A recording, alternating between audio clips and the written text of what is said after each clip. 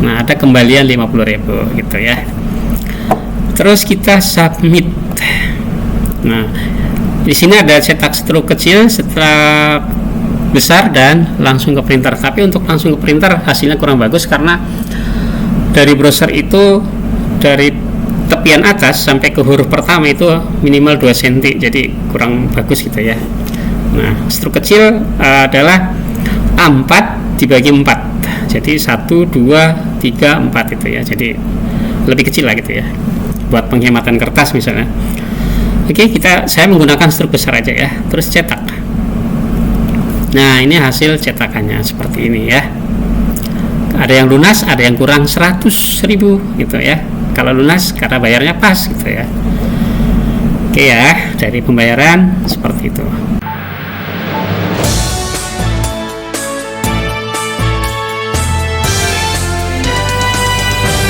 Assalamualaikum warahmatullahi wabarakatuh. Selamat pagi teman-teman semuanya. Ketemu lagi dengan channel Informatika. Dan hari ini saya membuat video dari ruang lab SMA PGRI 24, SMP PGRI 30 Jakarta ya. Tapi ini saya nggak tampilkan labnya, ini kebetulan ngantep di belakang saya adalah tembok ya. Nah, kali ini channel Informatika akan membahas hasil kerjasama apa dibantu ya, pokoknya saya itu membuat aplikasi menggunakan bahasa pemrograman HTML, PHP ya, yang dibuatkan oleh ChatGPT ya. Jadi saya minta bantuan ChatGPT untuk membuat aplikasi. Nah, aplikasi ini adalah tentang aplikasi kasir, tapi aplikasi kasir untuk di sekolah, dimana biasanya di sekolah-sekolah ada pembayaran, terutama untuk sekolah swasta ya, karena kalau negeri biasanya ya sekarang sudah banyak yang gratis, terutama di Jakarta mungkin, dan provinsi lain juga mungkin sudah ada yang gratis ya, dari tingkat SD sampai dengan tingkat SMK, SMA ya.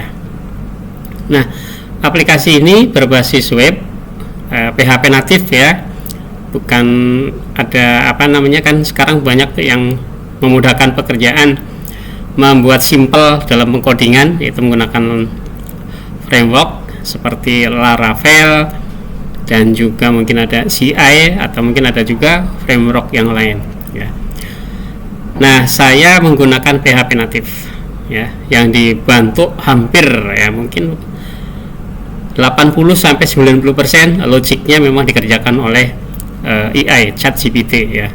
Nah, terkait dengan bagaimana cara kita menggunakan AI ChatGPT untuk membantu kita dalam membuat aplikasi, akan saya bahas di video yang lainnya nanti ya. Kali ini khusus membahas bagaimana cara menggunakan aplikasi yang saya buat dan fungsinya untuk apa saja ya. Nah, ikuti video saya ini dan jangan di skip-skip. Nanti kalau memang suka silahkan di like ya, di komentari, dan nanti jika ada yang memerlukan script ya atau source code-nya dan database-nya, silakan di komentar ya. Nanti akan saya balas di komentar juga ya. Nah, jangan lupa, mungkin hari kali ini videonya agak panjang, jadi ya sediakan kopi ya biar nggak ngantuk. Jadi kalau kita sudah ngopi tuh dunia rasanya lebar ya, bikin fresh kita itu ya. Nah, jangan lupa kopinya kopi pahit ya, biar lebih kena di lidah kita ya, di pikiran kita. Kalau sudah ngopi pahit rasanya top. Oke ya, kita ikuti review bagaimana cara penggunaan aplikasi pembayaran biaya sekolah untuk SPP, untuk koperasi, untuk sumbangan awal tahun atau uang gedung zaman saya sekolah dulu ya. Terus untuk biaya ujian-ujian ya, misalnya ujian semester 1, mid semester 1, semester 1, mid semester 2, semester 2, dan mungkin ada biaya-biaya lainnya ya, karena saya buat secara customize ya, bisa disesuaikan dengan keperluan dari sekolah itu sendiri. Oke, gak berlama-lama, kita langsung ke aplikasinya. Oke ya, karena aplikasi ini berbasis web, maka kita memerlukan yang namanya SAM server ya, web server maksudnya ya, dan saya menggunakan SAM. Ini sudah di start, dan yang MySQL nya juga sudah di start ya. Kalau misalnya belum, ya tinggal di start aja gitu ya, di start. Dan saya menggunakan versi yang v330 ya. Ya, versi cukup lama sih, mungkin 2021 ini kalau nggak salah ya. Nah, kalau ini sudah di start, ya kita lanjutkan ke browser.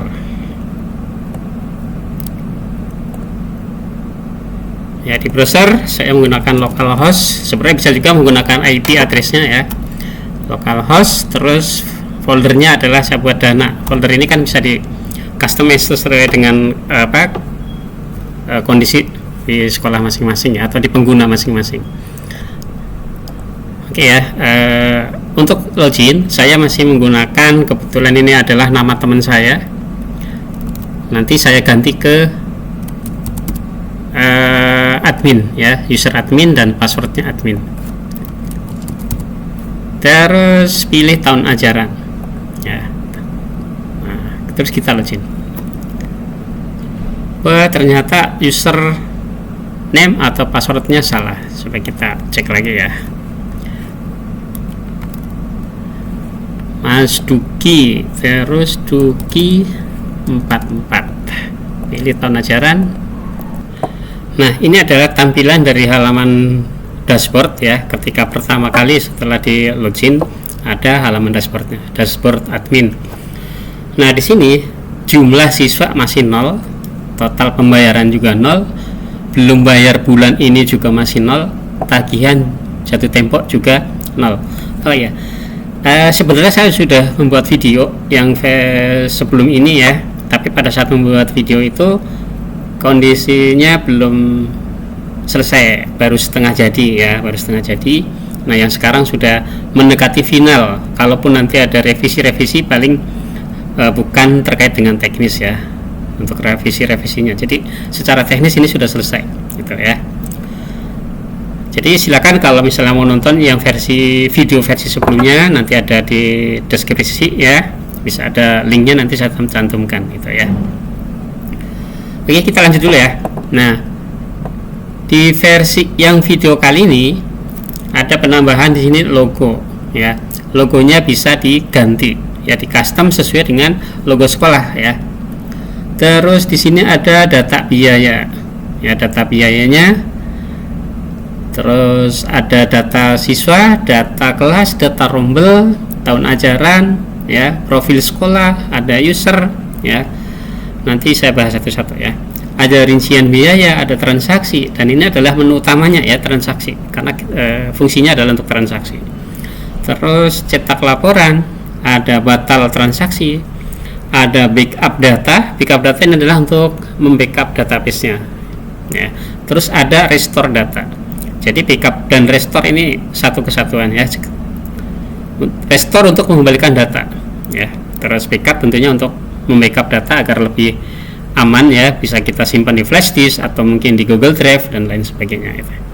Dan di sini ada chart atau grafik harian, mingguan, bulanan. Ini adalah grafik transaksi ya. Ini grafik transaksi. Nah, di sini kita lihat detail siswa belum bisa ya, masa belum tampil. Terus ada total pembayaran juga masih kosong ya. Terus ada belum bayar, tentunya juga masih kosong ya, akan dipraktikkan nanti saja. Oke, kita lanjutkan ke data bayar dulu ya.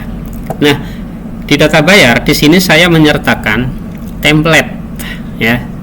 Jadi kalau bingung bagaimana sih formatnya ya untuk input data, ya ambillah dari template sini. Ya, di template sini kita download dulu ya. Nah, ini sudah di hasil download, bisa kita buka. Namanya jenis transaksi ya. Nah, ini adalah kode-kode biayanya ya. Ada SPP, SPP 01 atau 01-nya ini bisa diganti menjadi 10 atau pokoknya harus 2 digit ya, harus 2 digit. Yang sebelah kiri 3 digit, underscore atau strip boleh, yang penting selanjutnya 2 digit. Ya, nggak boleh lebih dari 6 ya. Nah, kalau yang ini boleh, yang ini boleh lebih dari 6, yang koperasi, SAT dan lain sebagainya boleh lebih dari 6. Intinya kalau di sini volumenya 12, sebelah sini jangan lebih dari 6 ya. volume 12 itu apa? Ada volume 1 juga gitu ya. Volume 12 itu adalah biaya yang dibayarkan secara rutin setiap bulan.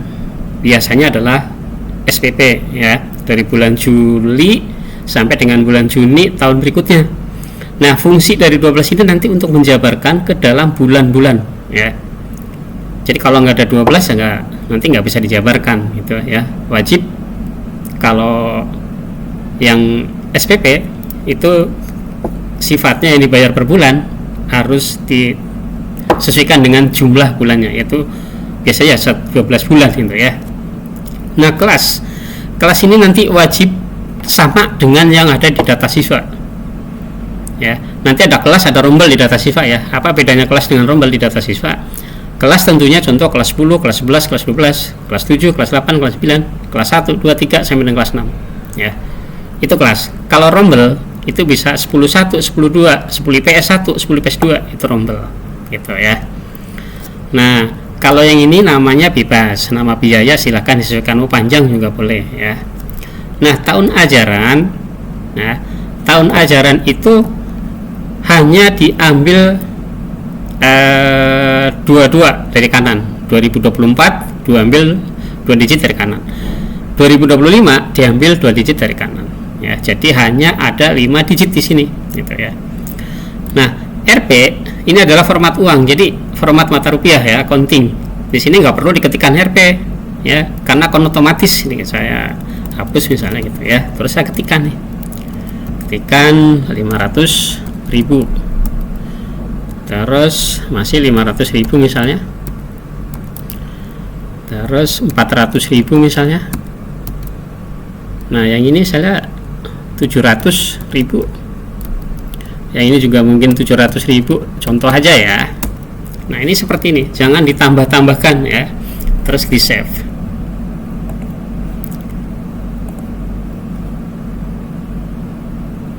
Nah, ini kan sudah ada isinya ya. Ini saya hapus deh, saya praktikkan biar dihapus, biar dipraktikkan saya hapus dulu.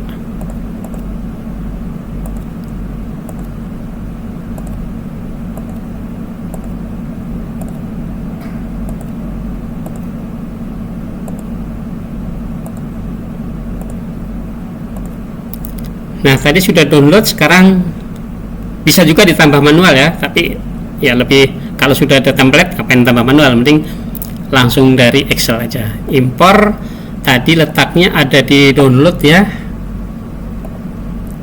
Nah, jenis transaksi 5 nih tadi ya, berarti saya sudah 5 kali download nih. Open terus upload.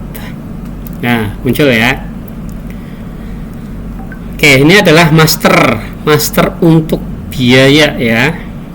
Selanjutnya data siswa.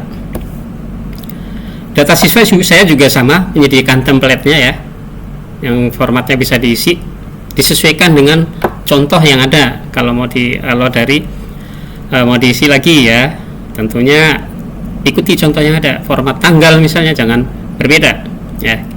Jadi formatnya wajib sama dengan yang ada di template ini. Bisa juga dengan tambah satu persatu itu ya, tapi kan lama ya kalau satu persatu. Biasanya orang informatika itu malas namanya ngetik-ngetik gitu.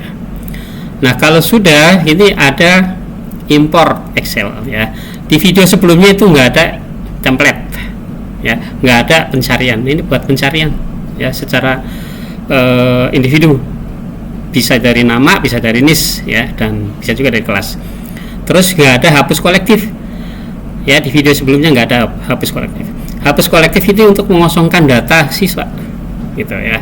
Jadi biar nggak hapusnya nggak satu-satu, sekalian aja plug semua gitu ya. Oke, saya mau impor data dan cek dulu saya punya data nggak. Karena kemarin saya punya data siswa oke ya,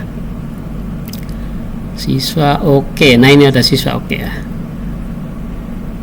kita lihat datanya bener nggak. Kelas sudah betul, tanggal sudah betul ya. Ini tanggalnya formatnya seperti ini ya, tapi nanti di sana dibalik.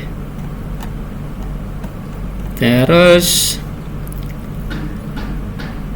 ini ada tahun ajaran ya, dan seterusnya. Alamat jangan panjang-panjang sih sebenarnya ya, tapi nggak apa-apa karena ini kan sudah jadi itu ya. Nah, ini ada rombelnya juga.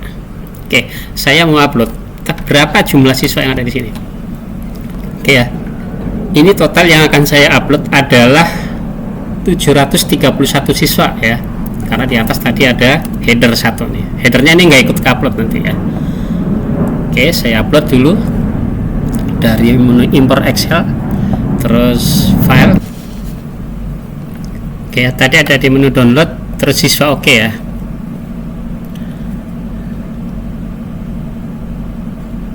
Nah, siswa oke satu. Terus kita open, kita upload. Tunggu proses karena datanya banyak. Nah, sudah selesai ya, sudah selesai upload. Kita cek dari dashboard ya. Ini sudah 731 siswa ya.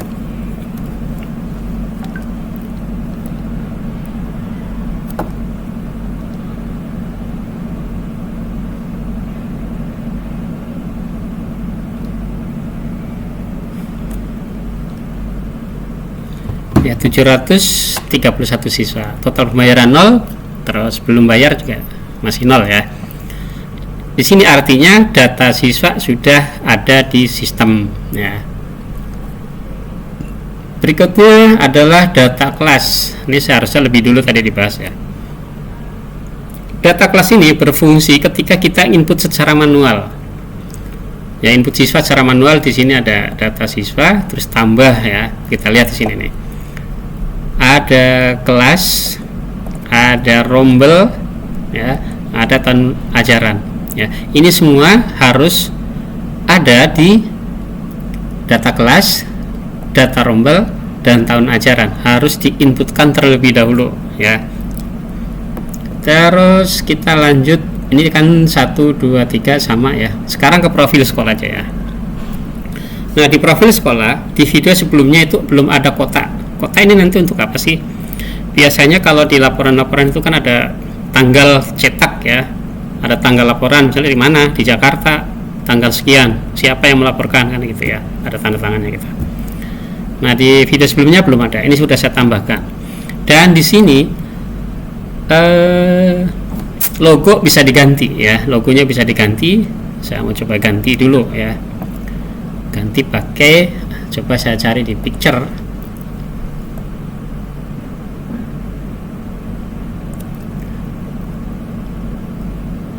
Atau saya cari di sini ada nggak logo.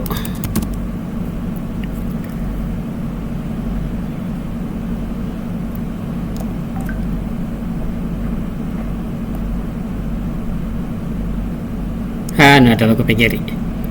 Nih, saya mau cari logo PGRI aja ya.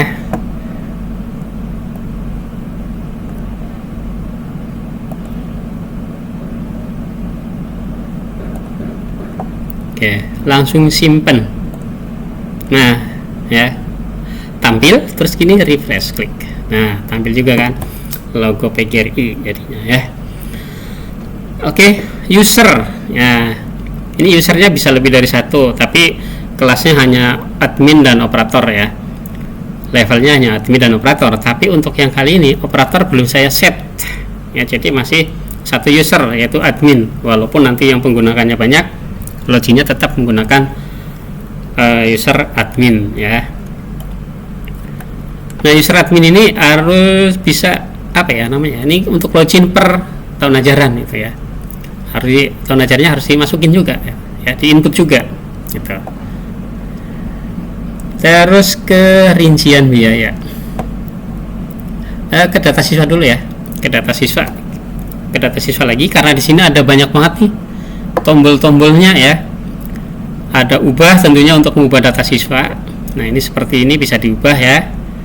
Terus yang berikutnya ada hapus untuk menghapus data secara personal. Beda dengan yang di bawah. Kalau bawah ditampilkan untuk menghapus secara kolosal ya, satu mengosongkan tabel lah gitu ya. Terus ada detail biaya. Nah, detail biaya ini masih kosong ya, karena kita belum melakukan generate ya. Jadi generate dari mana sih ya, nanti saya jelaskan ya. Yang jelas ini biaya masih kosong. Terus generate ya, nanti ini generate secara personal. Yang di generate apa nanti saya jelaskan di berikutnya ya. Terus cek pembayaran ya, ini juga masih kosong karena memang belum, data bayarnya aja belum ada, pembayarannya juga pun tentunya nggak bisa gitu ya. Oke, kita lanjut dulu ke rincian biaya, ini terkait dengan generate tadi ya. Nah, di sini di video sebelumnya itu tidak ada yang namanya hapus kolektif atau hapus secara massal data biaya gitu ya. Terus kalau template biaya sudah ada dan import juga sudah ada, tapi belum ada ini juga, pencarian nama berdasarkan NIS atau nama ya, itu belum ada. Nah, generate ini adalah untuk memasukkan data biaya kepada peserta didik, kepada siswa-siswa itu ya. Misalnya SPP, misalnya lagi koperasi ya, misalnya lagi daftar ulang dan lain sebagainya. Nah, dari mana didapatkannya? Ya tadi dari sini nih, dari data siswa ini ya, mengambil dari data ini gitu ya. Kalau yang 12 bulan ini nanti akan dijabarkan Juli, Agustus, September, Oktober gitu dan seterusnya gitu ya. Oke, kembali lagi ke sini ya. Nah, di sini bisa mengenerate satu-satu tadi kalau dari menu siswa ya. Kalau di sini mengenerate secara massal. Coba kalau misalnya ada 731 siswa tadi, kalau di-generate-nya satu-satu, tentunya akan memakan waktu. Tapi kalau menggunakan yang ini akan lebih cepat. Langkahnya gimana? Langkahnya adalah download dulu ya data siswa dan data bayar yang sudah di-generate. Baru nanti kita upload ke sini gitu ya. Download dari sini, upload ke sini. Oke ya, saya download dulu nih. Ini datanya ribuan ya, bisa lebih dari 8.000. Oke. Namanya template biaya siswa ya. Kita buka.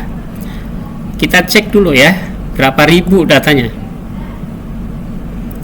Nah, ini ada NIS, nama, kelas, kode biaya, jumlah dan tahun ajaran. Kita lihat nih. Adli aja dia memiliki berapa baris nih? 14 baris ya. Dia memiliki 14 biaya, 12 biaya rutin bulanan dan 2 biaya koperasi dan SAT ya.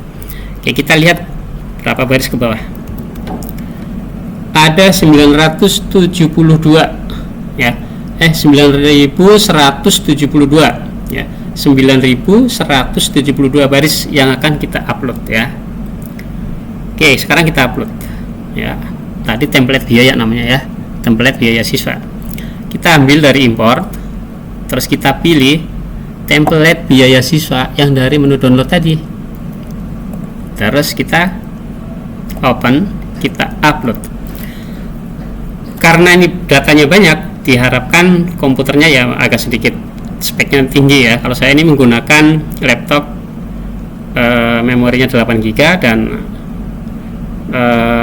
Core i5 ya, Core i5 ya, terus ya RAM-nya 8 tadi itu ya, SSD 256. Nah, ini sudah tampil ya, sudah berhasil diupload. Kita cek di mana? Cek di dashboard. Belum bayar bulan ini 731 dari jumlah siswa 731 ya. Nah, tagihan jatuh tempo ada 3 miliar nih ya. Nah, tagihan jatuh tempo itu berarti yang kita ambil dari 1 bulan di bawah bulan ini. Kalau sekarang bulan April berarti dari bulan Maret ke bawah itu ya. Data biaya yang bayar juga belum ada ya. Oke, kita lanjut. Berikutnya adalah ke transaksi ya, karena ini adalah yang utama dari transaksi. Oke, tadi kita sudah, atau kita cek dulu ya, teks dulu dari siswa dulu ya. Cek dulu tadi kan sudah di generate ya. Nah, kita lihat dari detail dulu, detail biaya. Tuh, sudah muncul. Diurut dari Juli 2024 sampai dengan Juni 2025 ya. Coba kalau cek pembayaran. Nah, pembayarannya belum ada, tapi data bayarnya sudah ada ya. Oke, kita ke transaksi dulu ya. Di transaksi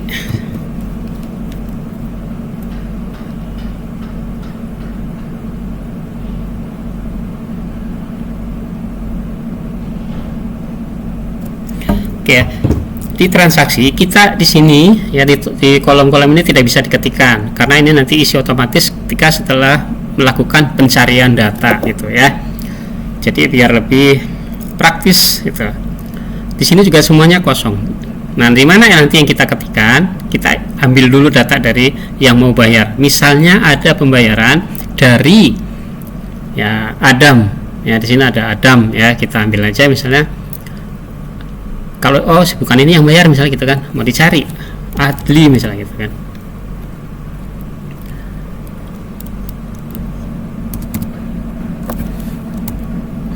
Nah, Adli Agung misalnya gitu ya. Kita ambil pembayaran bulan apa? Saya mau bulan April dulu ya, karena ini adalah bulan April ya. April 2025 nih ya. Kita ambil. Terus tambah lagi, saya mau mencoba sampai 5 ya. Terus yang berikutnya kita ambil, tunggakan dulu deh yang bulan sebelumnya gitu. Adli Agung di bulan Juli misalnya gitu ya. Terus tambah lagi ya, masih Adli lagi, Adli Agung yang ini ya. Oke. Terus kalau misalnya mau batalin ya, misalnya kita terlanjur nambah nih, ternyata cuman 3 aja bayar ya, hapus saja. Oke ya, ada 3 bulan yang dibayarkan ya, kita jumlahnya ketikkan di sini berapa, misalnya 500.000. Terus ada di sini 400, misalnya 400 dulu gitu ya. Misalnya di sini ada 500 lagi gitu. Oke ya. Nah, metode pembayarannya apa? Tunai kah ataukah transfer?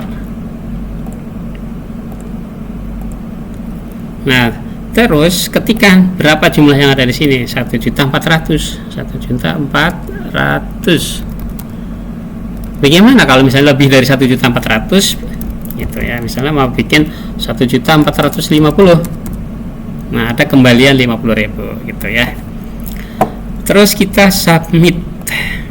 Nah, di sini ada cetak struk kecil, setelah besar, dan langsung ke printer. Tapi untuk langsung ke printer hasilnya kurang bagus karena dari browser itu dari tepian atas sampai ke huruf pertama itu minimal 2 cm, jadi kurang bagus gitu ya.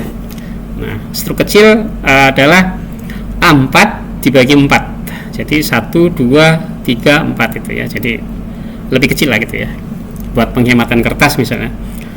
Oke, saya menggunakan struk besar aja ya. Terus cetak. Nah, ini hasil cetakannya seperti ini ya. Ada yang lunas, ada yang kurang 100.000 gitu ya. Kalau lunas karena bayarnya pas gitu ya. Oke ya, dari pembayaran seperti itu. Terus back kembali, terus tidak kalau nggak mau cetak ya. Nah, tadi kan sudah ada pembayaran nih. Coba kita cek di dashboard lagi. Nah, kita cek total pembayaran ya. Hari ini, minggu ini ya, kalau baru 1 hari ini transaksi ya. Di sini juga sudah ada gitu ya. Di sini juga sudah ada nih ya, gitu ya. Oke, ke sini dulu. Nah, di sini bisa kita tampilkan siapa yang transaksi. Nah, gitu ya. Nah, hapus ya, di video sebelumnya belum ada nih ya. Yang ini belum ada. Pencarian ini untuk mencari data ya, jika datanya sudah banyak ya, udah ratusan mungkin ribuan, itu bisa dicari melalui ini ya. Terus hapus ini difungsikan untuk menghapus transaksi dan mengembalikan ke biaya lagi ya. Misalnya batal transaksi gitu ya, batal transaksi tapi sudah terlanjur masuk gitu kan, lupa bawa uang, sudah terlanjur sama operatornya, sudah terlanjur di data gitu kan. Nanti dibatalkan saja, dihapus ya.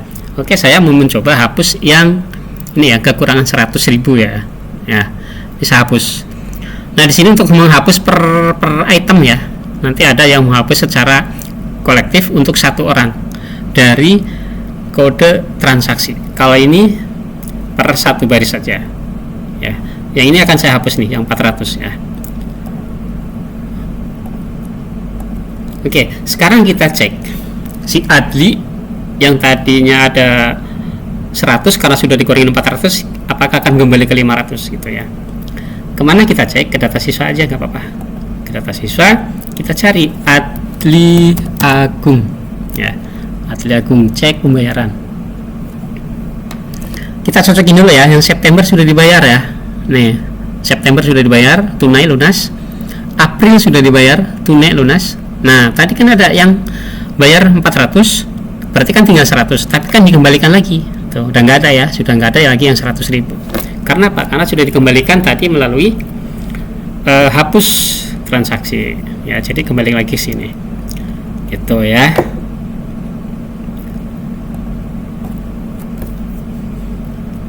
Oke, lanjutnya ke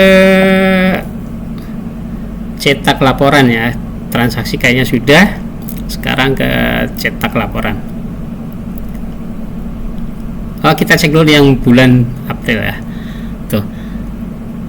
Tadi kan ada satu orang yang bayar di bulan April, di bulan ini ya. Makanya dia dari tadinya 731 sekarang tinggal 730 karena ada transaksi bulan khusus untuk bulan April ya. Oke, lanjut ke cetak laporan. Nah, cetak laporan ini ada mingguan itu bisa juga buat harian sih ya. Misalnya hari ini tanggal 22 sampai dengan tanggal 22 terus tampilkan gitu ya, baru satu transaksi atas nama Adli gitu ya. Total berapa? 1 juta. Oke, kita klik lagi.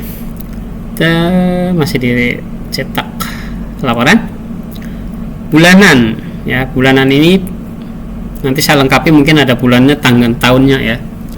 Ini belum saya buat tahunnya, nanti saya lengkapi. Bulan April ya, kita transaksi tadi bulan April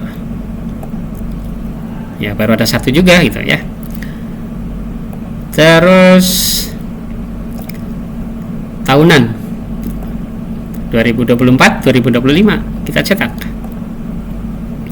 Nah, transaksi hanya di bulan April ya. Oke ya, itu untuk yang cetakan. Oke, kita lanjut ke backup dan restore data ya. Backup dan restore data ya, kita backup dulu datanya. Nah,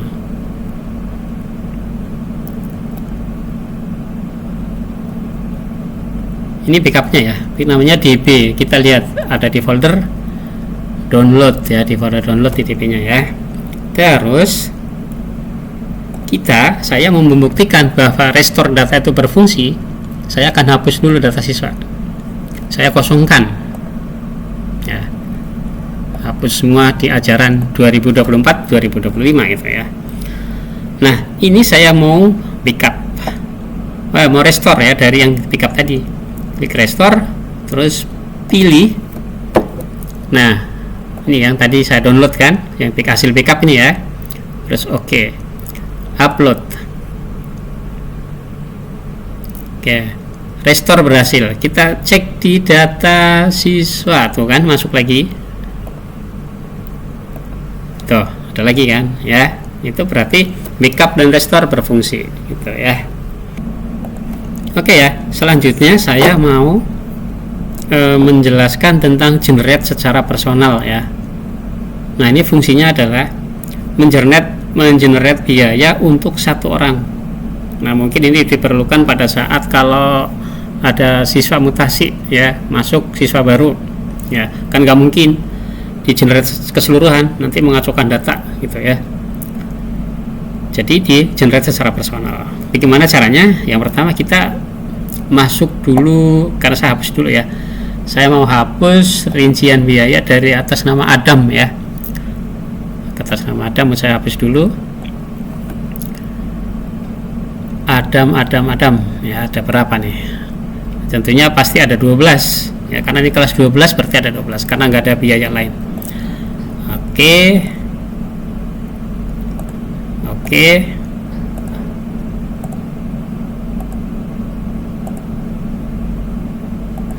Namanya Adam Firdaus ya.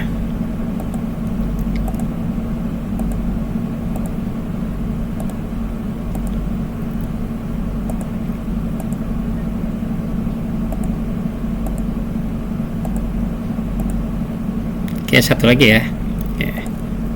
Oke, anggap aja Adam Firdaus ini adalah murid baru, siswa baru yang belum memiliki data pembayaran, tapi data sudah diinput. Jadi kita dari sini lihat ke data siswa. Tadi ada nama Adam Firdaus. Mana Adam Firdaus ini ya? Adam Firdaus, kita cek detail biayanya. Masih kosong ya, karena tadi sudah dihapus. Nah, di sini kita bisa generate secara personal. Ya, generate. Nah, kita di sini bisa perbaiki nggak ya? Oh, ini sebenarnya nanti perlu diperbaiki, bisa diedit ya, karena mungkin nanti ada peserta didik yang mendapatkan potongan ya, keringanan misalnya gitu, bisa diatur dari sini. Nanti akan saya ubah ya. Nah, ini data siswa atas nama Adam ya. Ini data yang di generate ya, terus kita simpan. Data bayar berhasil disimpan. Oke, selanjutnya kita cek di data siswa, terus atas nama Adam, kita cek tadi Adam Firdaus, kita detail, sudah muncul ya. Jadi sudah bisa melakukan transaksi.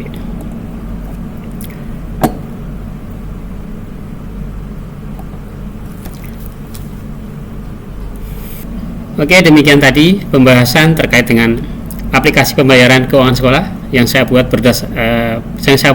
bersama ChatGPT. Mudah-mudahan bermanfaat. Jika ada rekan-rekan atau teman-teman yang membutuhkan terkait dengan aplikasi ini, silakan komentar di video ya.